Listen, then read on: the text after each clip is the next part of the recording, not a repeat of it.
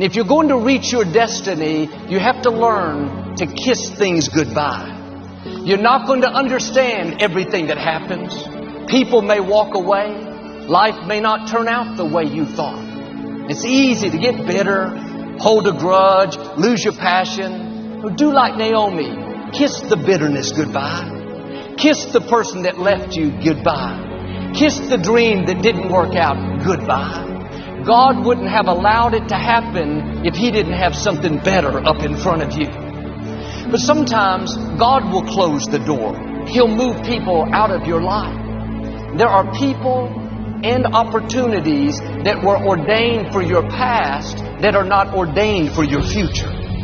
They were right for a season, but that season can come to an end. The key is how we handle the closed doors, how you handle the disappointments, how you handle the people that treated you wrong. Sometimes, instead of kissing them goodbye, we smack them goodbye.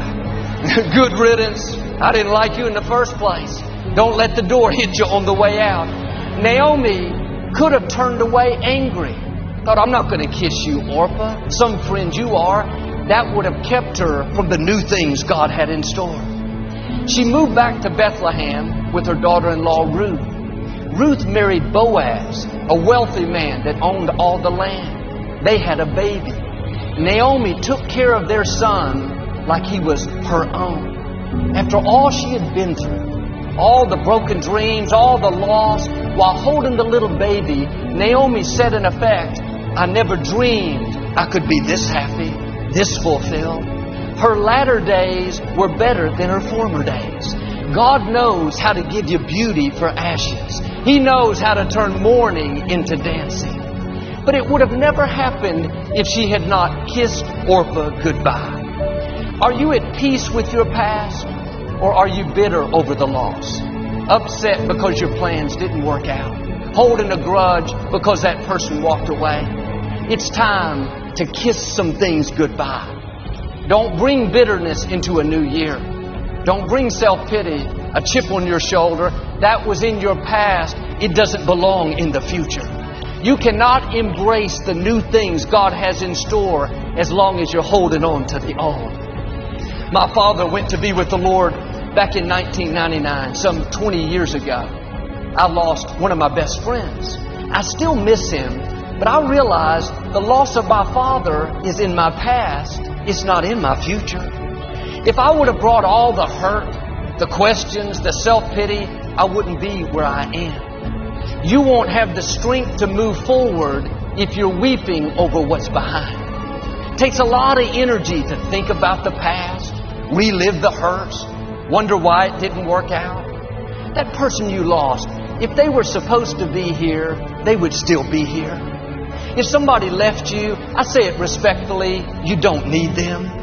If it didn't work out the way you had planned, it wasn't supposed to. God's ways are not our ways. Will you trust Him when it doesn't make sense? Start kissing things goodbye. You spend enough energy on the past, that doesn't take you anywhere. Kiss that disappointment goodbye. That door didn't close by accident. God is directing your steps. It was either not the right time or because He has something better. A friend of mine owned a very successful business. For years, he was a leader in his field, saw all kinds of growth and increase. He had big dreams to leave his company to his children, to continue the legacy. After 25 years, things started to slow down. The competition around him increased. So he started working harder, going in earlier. I would call him and he was meeting with staff at 6 in the morning. He was determined to make it work. He did everything he possibly could. But God is called the Alpha and the Omega, the beginning and the end. We get excited about the beginning, talk a lot about God doing a new thing, but we don't hear a lot about the Omega, the end. But just as God opens doors, sometimes God will close a door. He'll bring things to an end. And this can be hard for us because it feels like a setback. After all the hard work, my friend's company didn't make it. He was so discouraged. For several months, he would hardly talk on the phone. He told me how he felt like a failure. He had all these plans, but it didn't work out the way he thought. And I told him what I'm telling you. The best thing you can do is just kiss it goodbye. Don't bring a failure from yesterday into today. If one dream dies, get back up and dream another dream. He got his passion back and went out and started a consulting business.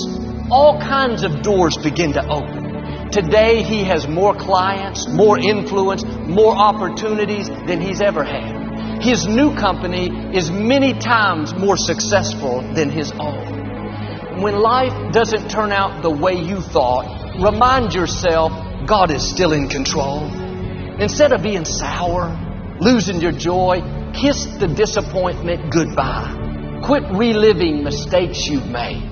Things that you wish you would have done different, wondering why it didn't work out. Like my friend, you may have done your best, given it your all, but it didn't succeed. Accept it as God's plan and move on. Our attitude should be, God, I trust you not just with my successes, I trust you with my failures. I trust you with the betrayals. I trust you with the things that don't make sense. When you kiss the past goodbye, it releases you into your future. You have to be at peace with what's behind you.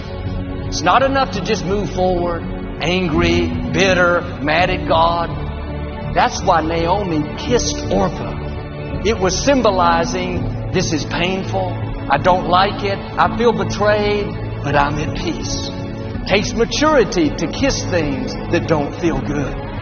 This is what the prophet Samuel had to do. He spent years mentoring a young man named Saul. He took him under his wing and he trained him to become the next king of Israel. You can imagine how proud Samuel was when he saw this young man now grown and leading the Israelites. Everyone looked up to King Saul. He was tall and handsome. He looked like a king. But over time, Saul got off course. He made poor decisions.